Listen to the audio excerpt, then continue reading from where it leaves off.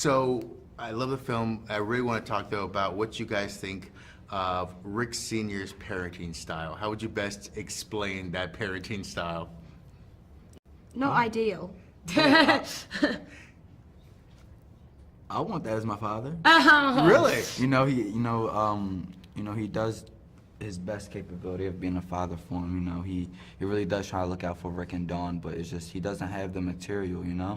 He just can't provide what they need. Yeah. No discipline. They kind of free roam, do whatever they want. He has like the heart and the love, and he cares so much for his kids. Yeah, but most definitely. you're talking about like Detroit in the 80s. It was like one of the most impoverished cities in America. Like he couldn't get a job. Like he didn't have the tools to execute parenting in the way he wanted to.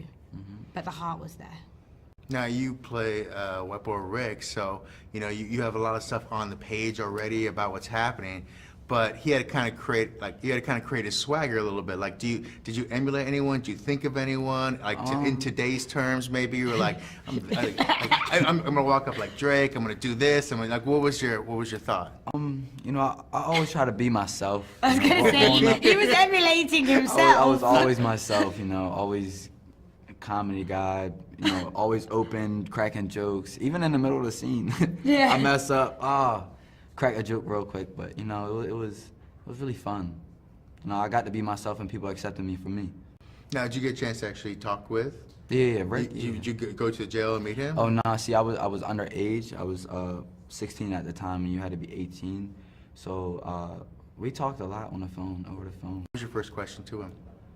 What was most important to you? Family. Was family more important to you? Was the Curry crew more important to you? Did you love your father? Did you love your sister? I was just trying to get a feel for him.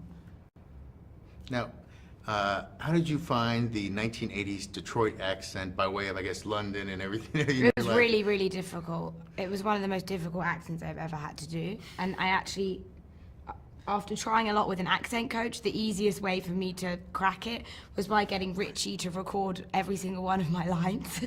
And then I just listened to them on repeat. I kind of make up my own language. It was a bit of a cop-out, but it worked. So I have to ask, this is in the 1980s, if there's one thing, kind of looking in the 1980s you could bring back, what do you think it would be? Fur coats, for sure. Fur coats. I'm bringing that back this year. I'm trending. Hashtagging. Hashtag trending. Roller skating rinks. Really? They're still out. They are? Yeah. I've never been to one. Lame. I didn't even get to go to the one in the movie. What? No, I'm not in that bit. We literally skated around I'm not in for any hours. of the fun bits. When they said cut, all right, throw my skates, I'm gone. Skated around for at least 3 hours straight. And is there anything that Matthew McConaughey imparted you guys before you started on this process that you kind of took to heart? I got out of him, stay focused on the positivity. Don't focus too much on the negative. And always be yourself too, I always brought that with me. Yeah. He's also a really brave actor. He's not scared of doing stuff that's not gonna work. So I think he pushed us to kind of improvise and play in scenes and just do what you feel in the moment. Thank you very much. Thank you so Have a much. great day.